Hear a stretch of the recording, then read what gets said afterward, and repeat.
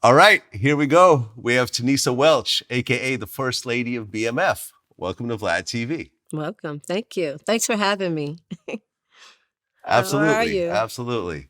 Well, you have a very incredible story, to say the least. But this is our first time talking, so I want to start in the very beginning. Okay. So you were born in Detroit. Yes. Born and Okay. raised on the west side of Detroit. The West Side. Yes. Okay, and at the time, the West Side was more kind of like middle class. Yes. I was born into a middle class family, lived with my three brothers, my mom, and my stepdad. Okay, and where was your real dad at the time? My real dad was on the east side. Oh, so he was around. Yeah, he was around. Yeah. Okay, okay. Did you have a relationship with your real dad? Not until I knew my dad, but I didn't have a real relationship with him until I got a little older, until I got, I was an adult. And we bonded from there. Okay, so you're growing up in Detroit, and at the time, that's when the car companies was pretty much running the Yes, city. both of my parents worked at the car company. I was raised with three brothers. My two oldest brothers worked there. I thought I was going to work there, but they like, nah, you ain't, you ain't working here. But that was just, the life that I was born in. Most of my family were working at the auto industry, Yeah. Okay, so you're growing up in this stable household. Everyone's working. Everyone's got good, stable jobs. But then when you started to go out and see some of the more flashy parts of the city, that made you want it at a very early age, right? Right. Like 19, I went to a party on the east side, and that changed my whole life.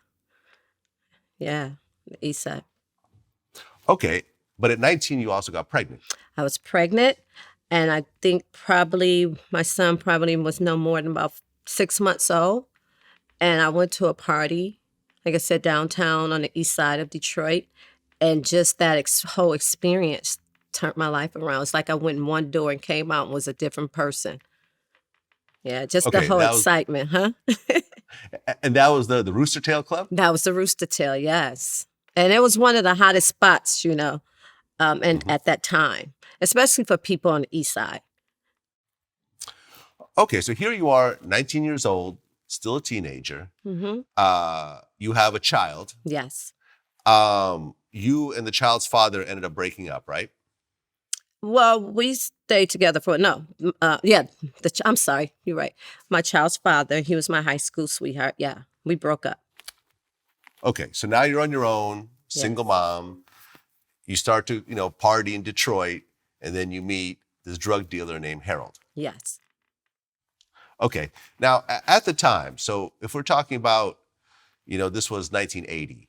So when you look at, like, for example, the 70s in Detroit, did you see the drugs and the heroin and everything around, or were you kind of sheltered from it all? I was sheltered from that. So no, I didn't see it. I didn't grow up, seeing it in my neighborhood. It wasn't in my household. So it was all something new for me. Okay. Okay.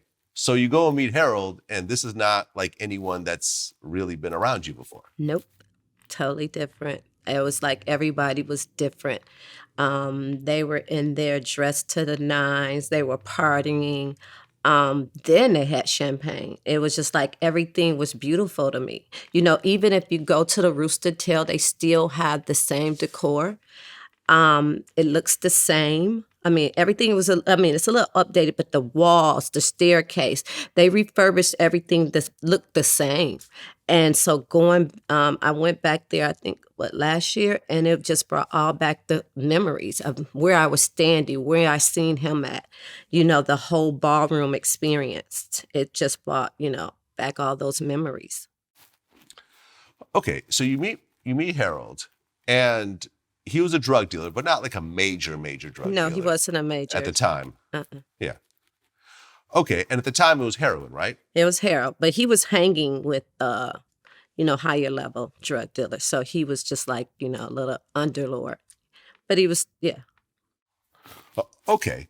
And I mean, when you talk about heroin, that's really one of the most dangerous drugs out there. I mean, the junkies who need a fix will do anything. They'll kill anybody, they'll steal from anybody, their own parents, whatever, just to not get sick.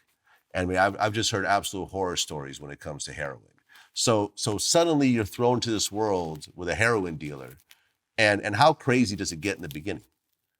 In the beginning, it was exciting to me. I had no fear.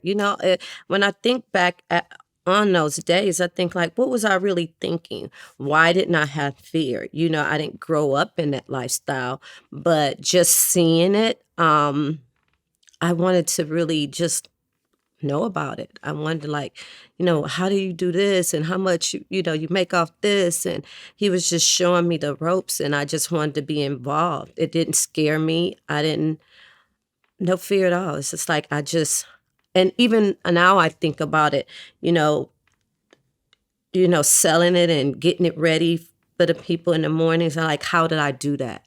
How did I do that to this community? I just think being so young and, fearless and, just the ignorance, didn't know, didn't even feel like, oh, you hurting these people. I just wanted to be involved in it. And the greed and the excitement, I wanted to be like those people, those were the people that I started to look up to, you know?